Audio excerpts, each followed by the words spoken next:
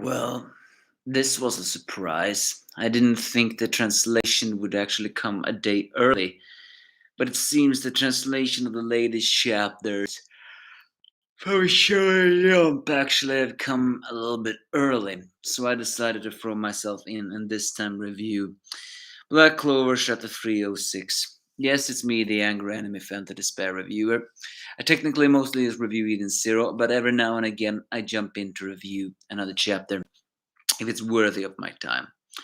Was this worthy of my time? No, not really, but it is worthy of talking about, and I hope a better reviewer than me do, because the parallels in this manga is downright cold and chilling. Because we actually get some backstory here on the Dark Triad Synon. In last chapter, there were some implications on why Juno have influenced the Golden Dawn, but that I didn't review that chapter because it wasn't really that exciting. But it was also to show how different uh, Juno motivates people other than Asta. Asta motivates people through his drive to never give up, his kindness, and his and his charisma, so to speak. Yuno's charisma is played a little differently. He motivates people by being arrogant, never want to lose, and always doing his best, even when it feels like he is doing his best, which motivates people not to lose to him because they don't want to feel like they are weaker than him. So their way to motivate people are a bit different, us than Yuno.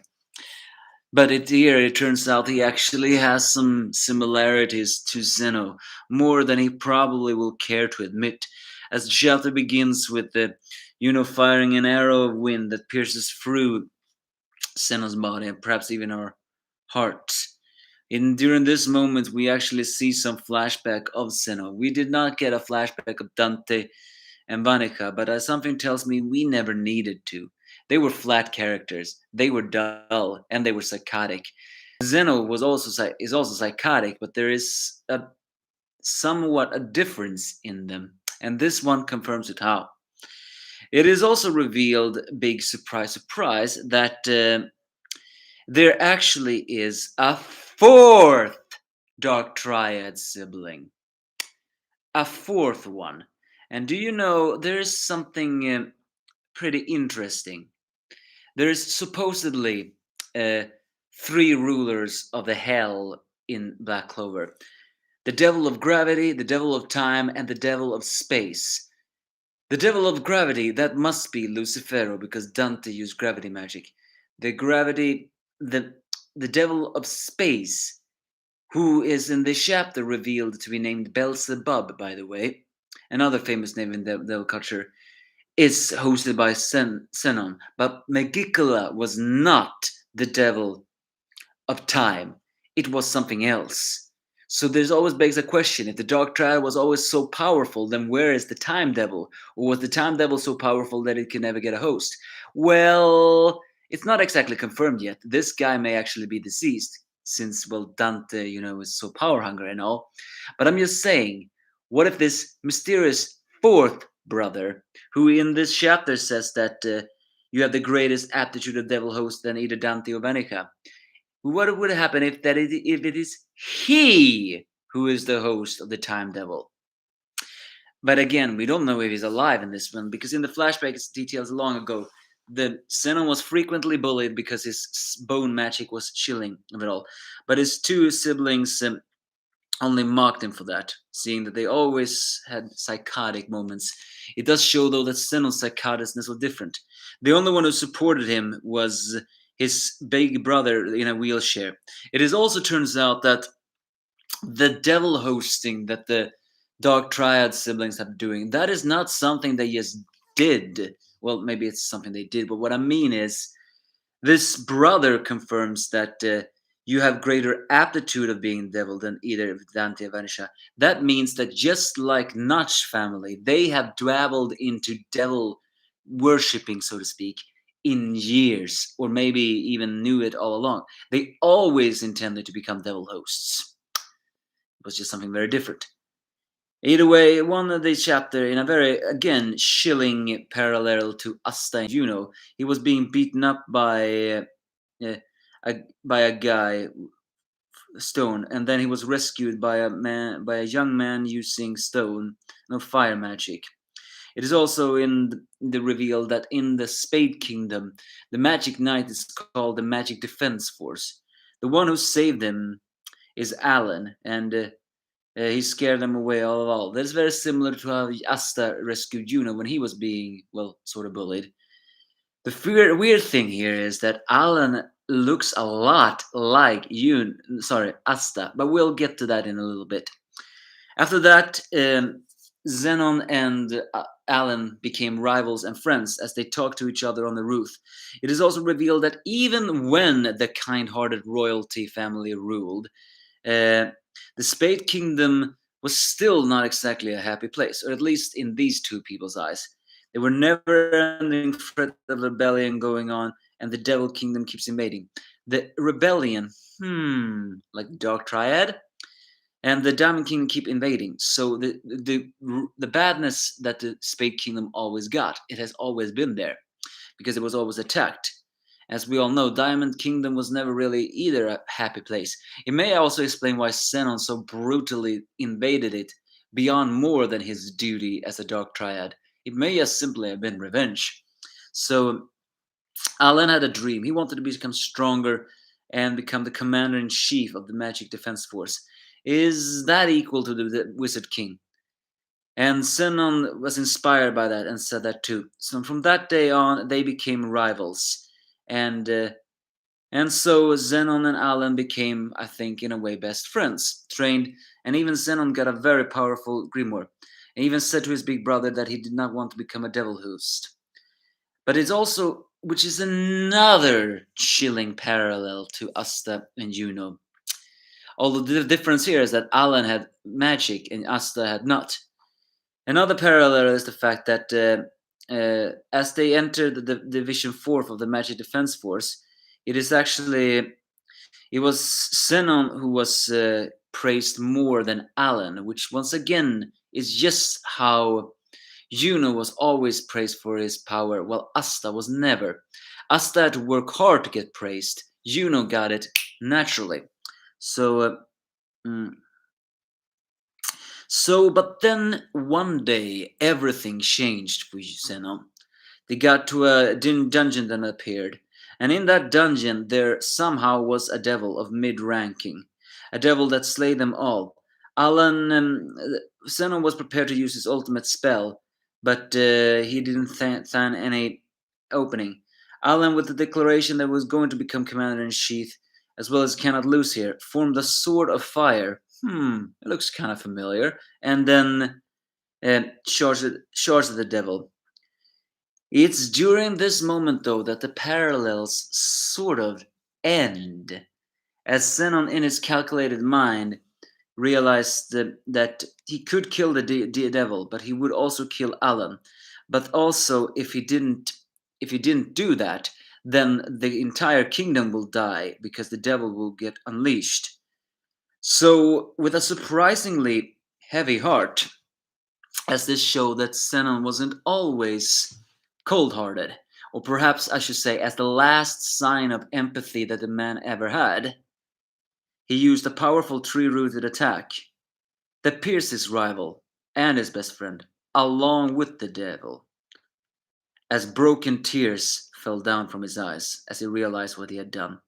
It's during this time that Xenon's conviction was always there. Each Dark Triad has, in their way, a very dark conviction that has always cleared up their sociopathy, but Xenon's is a lot more complicated than that. Vanisha was just a psychotic, sad, battle-loving child. For her, battles was like sex, you can almost say. She wanted to fight, and she got pleasure from that. Dante, in a way, is the same. He got thrills from fighting, but for him, it was all about himself. He wanted to feel a thrill. Nothing, well, Vanisha wanted too, but you know what I meant. For him, Dante was a vain, egotistic man. Everything was natural to him, and for that, he wanted to oppress everyone because he just wanted to show that is how everyone should be like him. Well, not mighty as him, but everyone should worship the ground he walked on, everything else. Xenon's original conviction was to be a commander in chief, But when he realized in this moment that none of them stood any chance against a mid-ranked devil, and the fact that Alan blindsided the devil enough for him to do an attack that he had to kill his best friend and rival, he realized he didn't have the power to save them all. He was weak in this scenario. In his mind, he was weak. He could only defeat the devil by sacrificing another, something he didn't want to do. He didn't want to kill Alan, but out of duty of the Spade Kingdom, and he was likely blamed later on, he did that because he's lacked the power. It's here that the bloodthirstiness of Zenon was truly born. Or should I say, the tragedy of Zenon was truly born. Because he realized he couldn't kill the devil with the power he had alone at that time. So, without power, neither emotions nor tendency mean a thing. So, with broken tears, he realized what he had done, but he steeled his heart and said the weak should disappear. Originally, we thought it was just a social dwarfist method, exactly like the Dark Triad siblings. But his is a little bit different. He feels the weak should be cold because he doesn't want anyone to feel the same kind of thing like he does. Okay, maybe that is a little bit wrong, but it is more difficult than you think it is. This is not like, oh, you're weak, you should just disappear. Not originally. It is simply the weak should not have to suffer, therefore they have to be destroyed. Only the strong should exist, so you do not have to suffer the same thing as I did. That is Zenon's conviction. It is dark, it is depressing, and it is not right. But it's a little bit different than his Dark Triad siblings. Because he was motivated to become one thing, but when he realized he was too weak, he decided to become all powerful and snuff out the weak. Maybe even trying to create them strong, because for him, being strong was all that mattered. He had sacrificed his rival because he was too weak. So for him, he needed to become strong, never losing again. And that, my friends, is another chilling parallel to Juno. Because just like him, Juno is a sore loser and refuses to become weak and everything else. All in all, this shows just what Juno can become if he loses Asta, or if he would do the same. Because now the biggest question is, if Asta was put in a situation like this, would Juno sacrifice Asta for the greater good? In a way, I think not, because Juno wants to become so powerful that he doesn't have to sacrifice his friends for that. Because here, Zenon was programmatic. So maybe the parallel ends there. But it's still a bit moment that just shows just how bland, dull, and broken the two of them are. They are all hanged up by a conviction of becoming strong. But Zenon's conviction is to become strong for a dark theme. Juno's conviction to become strong is for a light theme. But it's still, they are so alike that one has to question themselves. Would Juno become like this if he doesn't change? Because he needs to change. He needs to open up to people more. Even if he says he loves everybody, even though people adore him in a way, it is still different than Asta. He is different than Asta. It was also during this time he decided to become a devil host. As back in the present, Zenon falls to his knees. He converses with his devil Beelzebub, saying, let's make a deal. This fight is not over yet. So yeah, this is basically the chapter. And as I said before, there is something about Alan that looks familiar. And what is that? Well,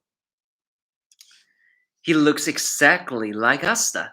So the biggest question here is that his father? That can't be his father. I mean, for two reasons though, although that is not exactly confirmed.